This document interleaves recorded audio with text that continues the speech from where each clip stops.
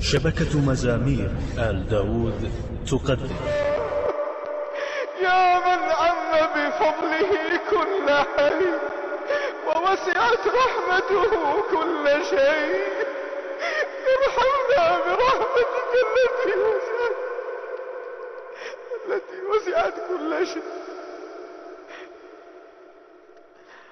اللهم اغفر لنا ولوالدينا، اللهم تقبل صيامنا وقيامنا ودعاءنا وتجاوز عن تقصيرنا يا ذا الجلال والإكرام.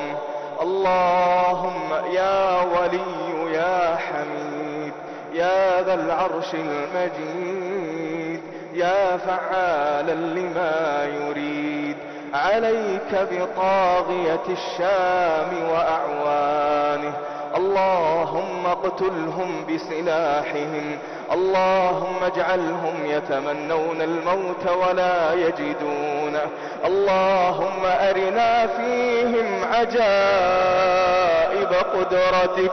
انتهكت المحارم وخربت الديار وعاث الظالم وأعوانه في سوريا فسادا، وظن إخواننا أن لا ملجأ لهم إلا أنت، وضاقت عليهم الأرض بما رحبت وتوالت عليهم النكبات.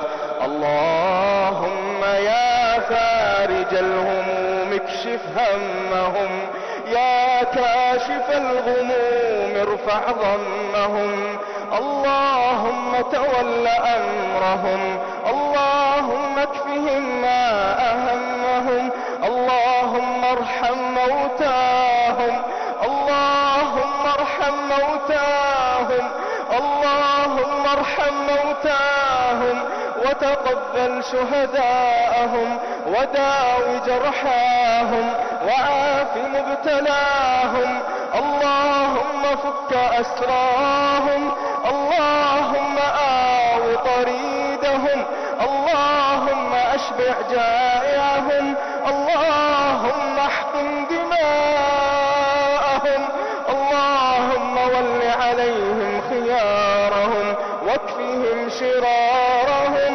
اللهم انتقم ممن طغى واعتدى وتجبر وبغى، اللهم عليك ببشار وأعوانه، اللهم عليك بهم فإنهم لا يعجزونك، اللهم كن لإخواننا المستضعفين في بورما، اللهم كن لهم مؤيدا ونصيرا ومعينا وظهيرا، اللهم لا تخذلهم يوم أن خذلناهم، اللهم تول أمرهم، اللهم أنزل عليهم نصرك، اللهم أنزل عليهم نصرك، اللهم أعنهم ولا تعن عليهم، اللهم أعد إلينا مسرى نبينا الأقصى،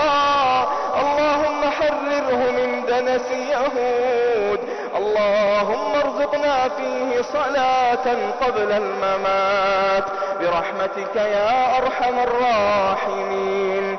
إلهنا وسيدنا ومولانا، رفعنا إليك أكف الضراعة، فاجعلنا يا إلهنا من أهل الحوض والشفاعة، واغفر لنا يوم تقوم الساعة، واجعل موعدنا بحبوحة جنانك، ولا تحرمنا رؤية وجهك والنظر إليه يا ذا الجلال والإكرام.